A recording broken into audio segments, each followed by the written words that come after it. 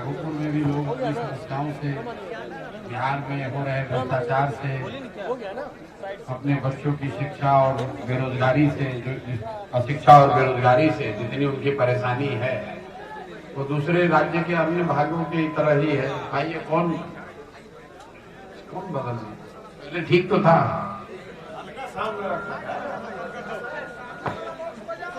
और फिर वही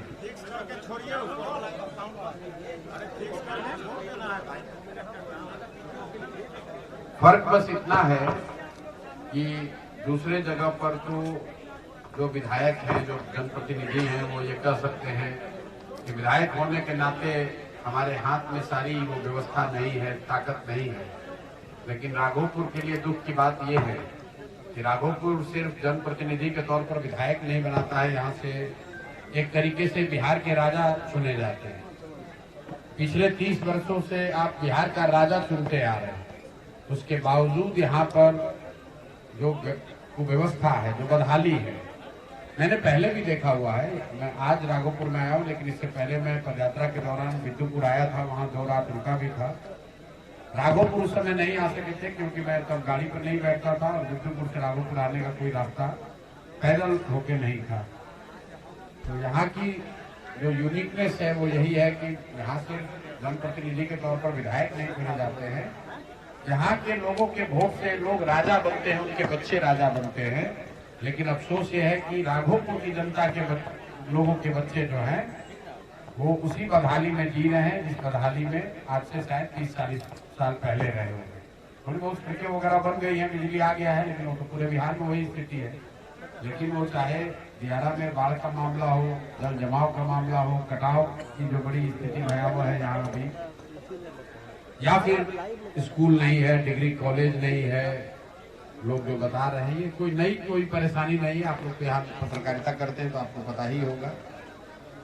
तो वो समस्या यहाँ भी दिखी है, लेकिन अंततः तो लोगों को तय करना है, क्योंकि इतनी सारी समस्याओं के बावजूद, इतने कष्ट में जीने के बाद भी अगर लोग जाकर फिर से उन्हीं लोगों को वोट देते हैं जिनकी वजह से ये व्यवस्था है, तो इतना ही कह सकते हैं कि भैया गलत वोट दोगे तो फिर आने वाले समय में अपनी इस बदहाली के लिए तैयार रहिए। अगर आप फिर से नीतीश कुमार और भाजपा की सरकार को जिताइएगा तो आज का जो भ्रष्टाचार है, जिसमें नीतीश कुमार करीब करीब अचेतन अवस्था में हैं और अगल बगल के लोग लूट रहे हैं, ये चलता रहेगा। तो फिर आकर ये मत कहना कि बड़ा भ्रष्टाचार है।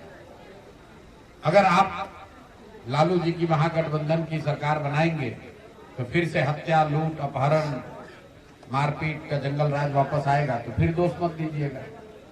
तो आपको तय करना है, जनता मालिक है, 45 दिन के अंदर चुनाव होगा।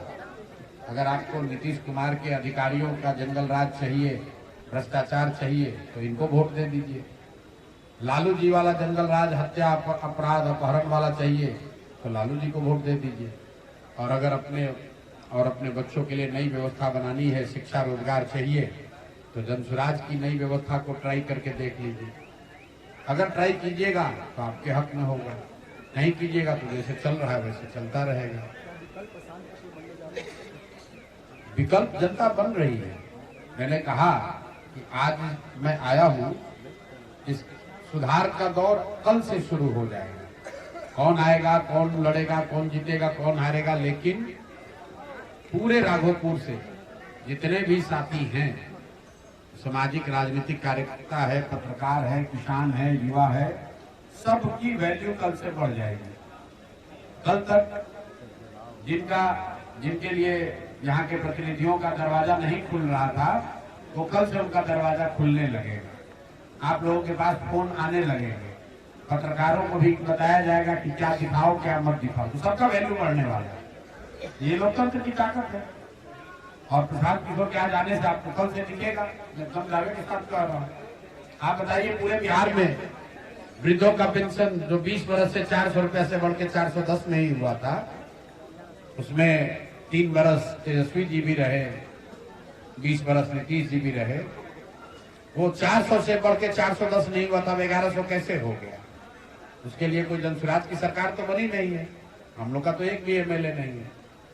लेकिन लोगों का लोकतंत्र जीवित हो गया, लोगों के पास एक विकल्प दिख गया। तो आप देख रहे हैं कि पिछले 1 महीने में 2 महीनों में नीतीश कुमार को लग रहा है कि पैसे का बारिश हो रहा है। पेंशन 400 से बढ़कर 1100 हो गया। जिन आशा सहायक जीविका के लोगों को, आशा के लोगों को, आंगनवाड़ी सेविकाओं को पटना के सड़कों पर दौड़ा के मारा गया था, उनकी सैलरी बढ़ गई, उनका मानदेय बढ़ गया, रसोईया का सैलरी बढ़ गया, जितने विकास मित्र हैं उनको टैबलेट खरीदने के लिए पैसा मिल गया।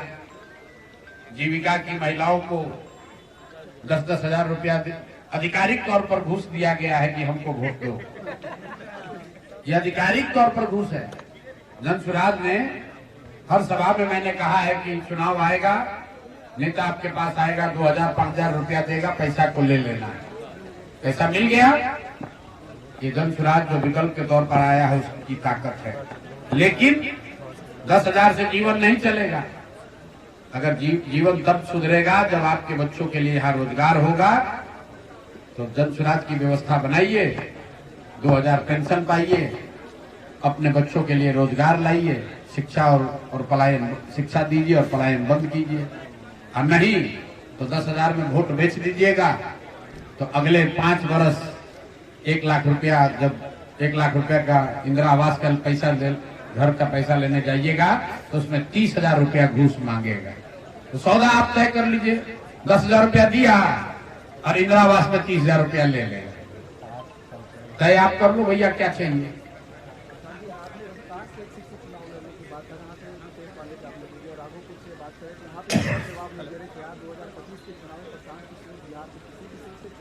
तेजस्वी यादव जी को घोषणा करने दीजिए कि राघोपुर को छोड़कर किसी दूसरे सीट से चुनाव नहीं लड़ेंगे। भाई उनका गढ़ है ना, उनके माँ बाप की ये सीट है, रही है। वो भी यहाँ पर दो बार से विधायक हैं, उप मुख्यमंत्री हैं। इतना हिम्मत तो होना चाहिए कि कहे कि हम राघोपुर से ही लड़ेंगे चुनाव। अगर राघोपुर छोड़कर कहीं दूसरे जगह से लड़े तो इसका मतलब है कि उन्होंने हार स्वीकार कर लिया। ठीक बात है। अब उसके लिए प्रशांत किशोर को लड़ने की जरूरत नहीं है। आप देखिएगा ना, कल से 24 घंटा इंतजार तो करिए। दवा दीजिएगा तो उसका असर थोड़ी देर में होता है ना। पैरासीटामोल खाते हैं, बुखार थोड़ी देर के बाद नीचे आता है। अब राघोपुर के सुधार का, राघोपुर के बारे में चर्चा का सिलसिला शुरू हो गया है। अब ये रुकेगा नहीं, थोड़ा समय लग सकता है लेकिन सुधार निश्चित है।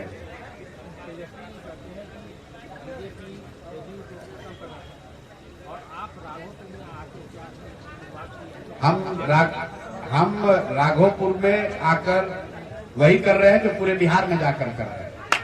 यहाँ के लोगों को एक बात बता रहे हैं, भाई तेजस्वी आए या प्रशांत किशोर आए, आपका जीवन नहीं सुधरेगा। मैं तो कैमरे पर कह रहा हूँ, तेजस्वी यादव थोड़ी ना है। हम कह रहे हैं कि प्रशांत किशोर भी आएंगे तो सुधार नहीं होगा। सुधार तब होगा जब आप अपना वोट देने का तरीका सुधारेंगे। जब तक आप अपने बच्चों के लिए वोट नहीं करेंगे, शिक्षा रोजगार के लिए नहीं वोट करेंगे, बाढ़ और कटाव के लिए नहीं वोट करिएगा, तो आपको सुधार नहीं होगा। अभी लोग कह रहे हैं कटाव से परेशान है, अकल हो के 500 रुपया लेके वोट दे दीजिएगा तो कटाव कैसे सुधरेगा। तो वोट देने का तरीका सुधारिएगा। तो चाहे तेजस्वी जी को जिताइए, प्रशांत किशोर को जिताइए, किसी तीसरे को जिताइए, सुधार होगा ही होगा। आपको अभी गिनवाए, सरकार तो नीतीश कुमार की वही है जो 20 साल से चल रही है, लेकिन उनके खजाने में पैसा भी आ गया और उस खजाने से लोगों को पैसा भी मिलने लगा, कुछ मिलने लगा। ये थोड़ी ताकत जन सुराज की दिखी है। अभी वोट नहीं मिला, कोई सीट नहीं जीते, सिर्फ सभाओं में लोग आना शुरू किए तो उसका डर इतना है कि लोगों को ये सब राहत मिलने लगी। आप अंदाजा लगाइए, अगर जन सुराज की व्यवस्था बन जाए तो बिहार के लोगों के जीवन में कितना बड़ा क्रांतिकारी परिवर्तन आएगा। आप खुद से अंदाजा लगा दीजिए। अमेठी से जोड़कर नहीं देख रहे, हमने ये बताया कि जैसे अमेठी में राहुल गांधी चुनाव लड़ते थे और उनको ये बताया, अमेठी को बताया जाता था कि ये गांधी परिवार का गढ़ है। लेकिन 2014 में जब चुनौती सामने से आई तो राहुल गांधी वायनाड सेकंड सीट के तौर पर सेफ सीट खोजते हुए पहुंच गए केरल। तो वही बात तेजस्वी यादव पर भी लागू होता है कि अगर सेफ सीट खोज कर राघोपुर से बाहर जाइएगा तो वही हाल होगा जो राहुल गांधी का हुआ था। ये सब हम देखिए, हम किसी को हराने नहीं आए, जन स्वराज किसी को हराने जिताने नहीं आया। हम लोग बिहार में परिवर्तन चाहते हैं, बिहार में सुधार चाहते हैं।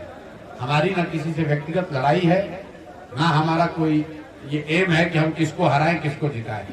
हम बिहार के बच्चों को जिताना चाहते हैं, बिहार के लोगों को जिताना चाहते हैं। नेता तो जीतते हारते रहेंगे, उससे क्या फर्क पड़ेगा। बहुत बहुत धन्यवाद।